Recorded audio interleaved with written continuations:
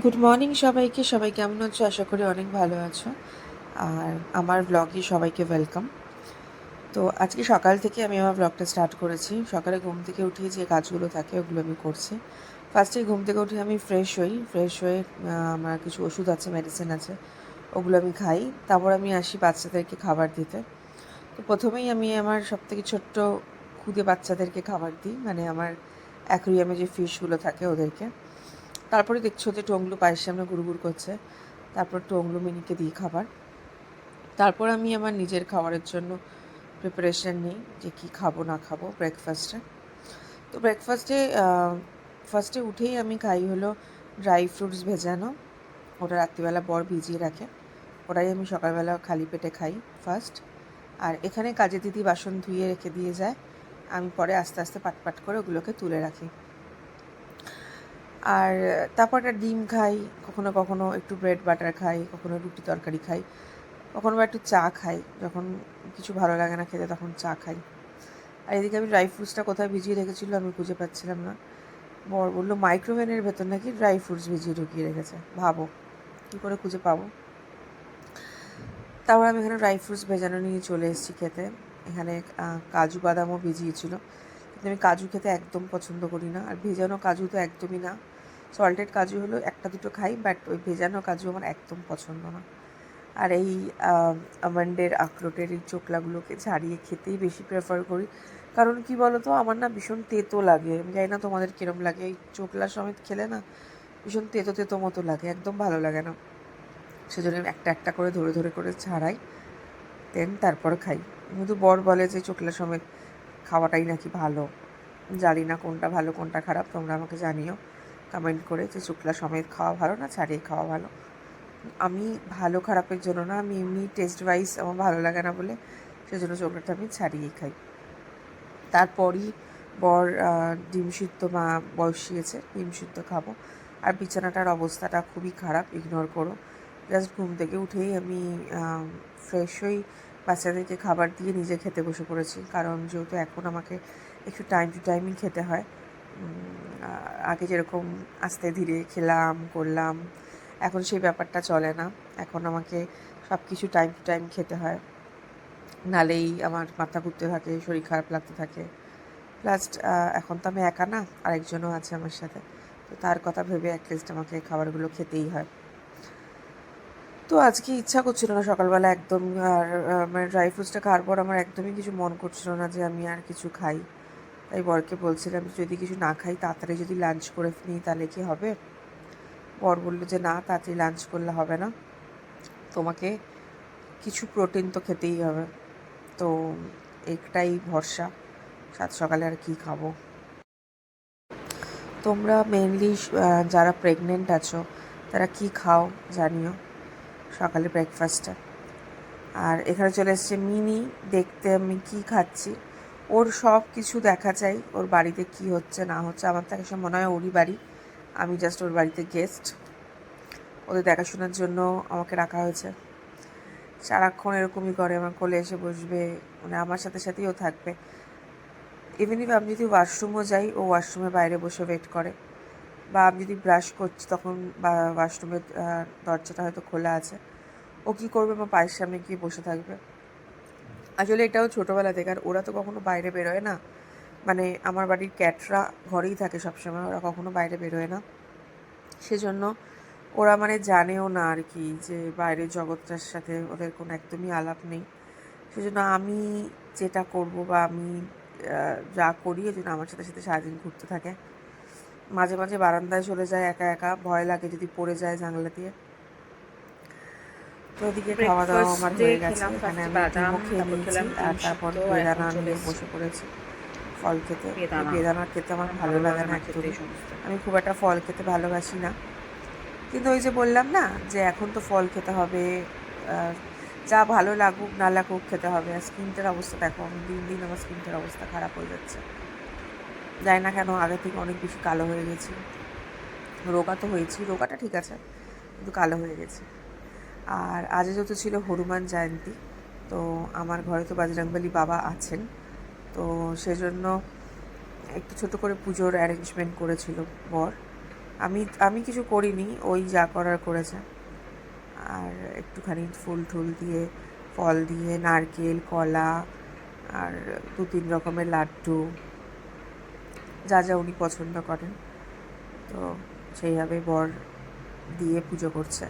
আর আমার বর খুব সুন্দর করে পুজো করতে পারে, আমি কোনোদিনও পুরো ভিডিও করে দেখাবো, মানে ও অনেক নিয়মকানুন জানে, বাট আমি অত ভালো নিয়মকানুন জানি না, আমি আমার মতো করে পুজো করি, বাট ওর পুজোটা দেখতে আমার খুব বেশি ভালো লাগে। এখানে হনুমান চালিসার যে বইটা আছে ওটা পড়তে পড়তে আরতি করছে। তারপর হয়ে গেছে এখন সন্ধ্যা, আর সন্ধ্যের সময় সন্ধ্যা দেওয়ার পালাটা আমারই থাকে। সন্ধ্যে দিতে এসে তারপর আমি খুঁজে পাচ্ছি না যে লাইটারটা কোথায় আছে। আমি তো বসতে উঠতে আমার এখন একটু কষ্টই হয়, আমি অত মানে রিল্যাক্সলি উঠতে বসতে পারি না, আমার একটু প্রবলেম হয় আর কি, মানে বসে উঠতে একটু প্রবলেম হয়।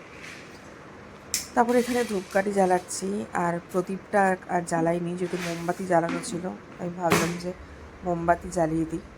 আজকে তো নীল ষষ্ঠী, মানে আজকে যেদিনকে ব্লগটা তোমরা দেখতে পারবে সেদিনকে নীল ষষ্ঠী, মানে হনুমান জয়ন্তীর ঠিক পরের দিনই নীল ষষ্ঠী করেছে। আমি জানি না প্রতি বছর এটাই হয় কি না, কারণ আমি এই প্রথম বছর বজরংবলীর বাবার পুজো করছি। তাছাড়া আমরা প্রত্যেক মঙ্গলবার বজরংবলীর মন্দিরে যাই, নিরামিষ খাই, খুব মানি আর কি ওনাকে। তো এই সন্ধেটা দেওয়া হয়ে গেলে তারপর একটুখানি বেরোবো। কিন্তু এরকম কোনো ব্যাপার নেই যে পুজো দিয়েছি মনে নিরামিষ খেয়েছি, আমি আমিষই খেয়েছি, আমি ডিমও খেয়েছি, মাছও খেয়েছি, নিরামিষ খাইনি। আমার এমনিতেও তো আমার এখন মানে আমাকে উপোস বা এরকম টাইপের কিছু জিনিস করা একদমই বারণ করে দিয়েছে আমার মা।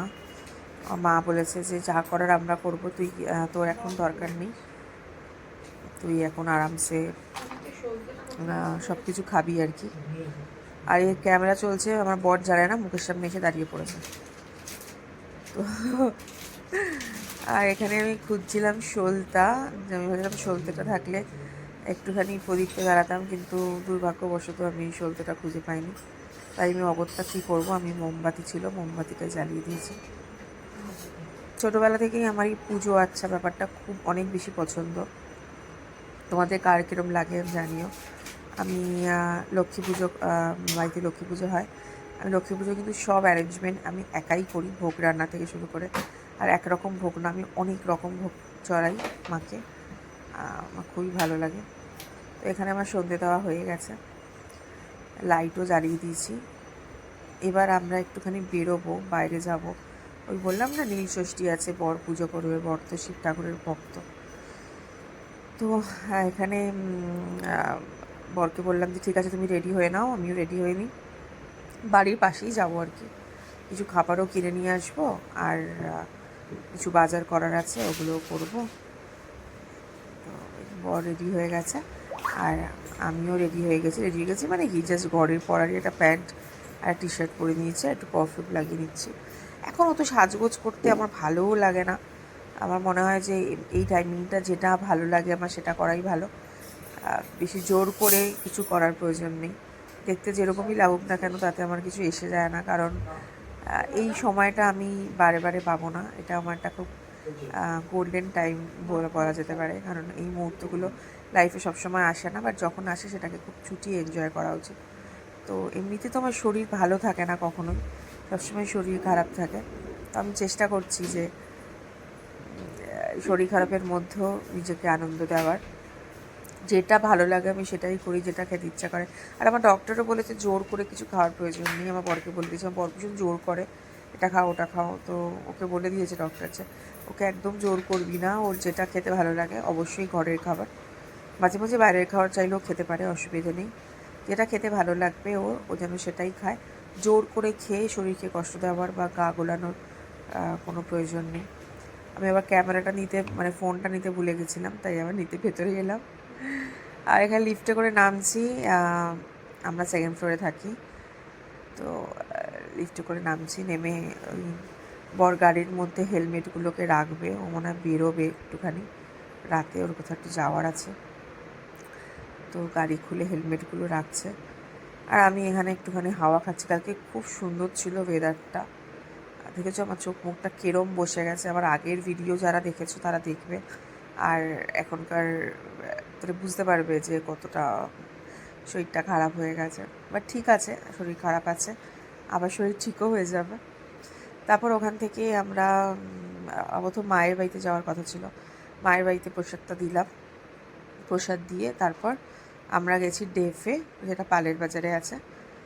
তো ওখানে গিয়ে আমরা কিছু খাবার অর্ডার করেছিলাম, সেগুলো অর্ডার করে আমি বসেছিলাম, ওয়েট করছিলাম।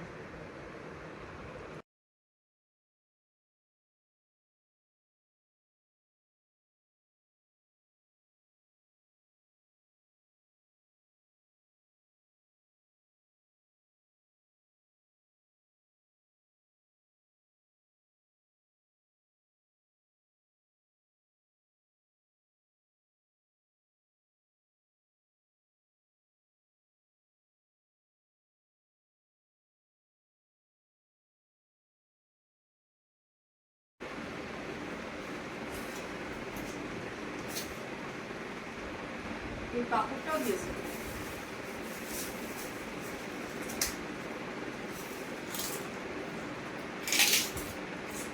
পাপড়টা কিনতে হবে।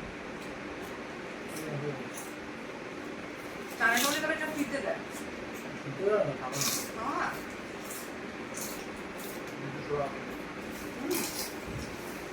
ফ্রিতে দেয়। এখানে সস আছে। চিলি সসও আছে। চিলি সসও দাম আছে। বসে গেছি সব খাবার দাবার নিয়ে, এটা একটা মজা বেশ। আর এখন তো রোটিস দেখবে নাকি পরে দেখবে রাতে? ওই সিনেমাটা দেখতে চাই আমি, ভূতের সিনেমাটা। একটা কি মুভি, ছড়ি বলে একটা মুভি দেখলাম আজকে নেটফ্লিক্সে, সেকেন্ড পার্টটা বেরোচ্ছে, ওটা দেখলাম বেশ ভালো। অ্যামাজন প্রাইমে, সরি কিন্তু ওটা ফার্স্ট পার্টটা আমার দেখা হয়নি, তো ফার্স্ট পার্টটা আমি দেখবো এখন।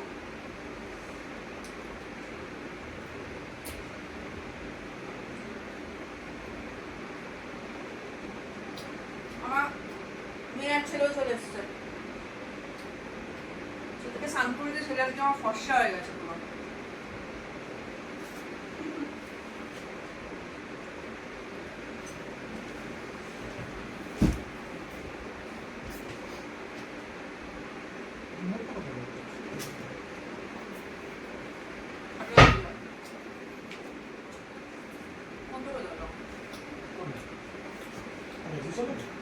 আমি একটা বন্ধ করলাম।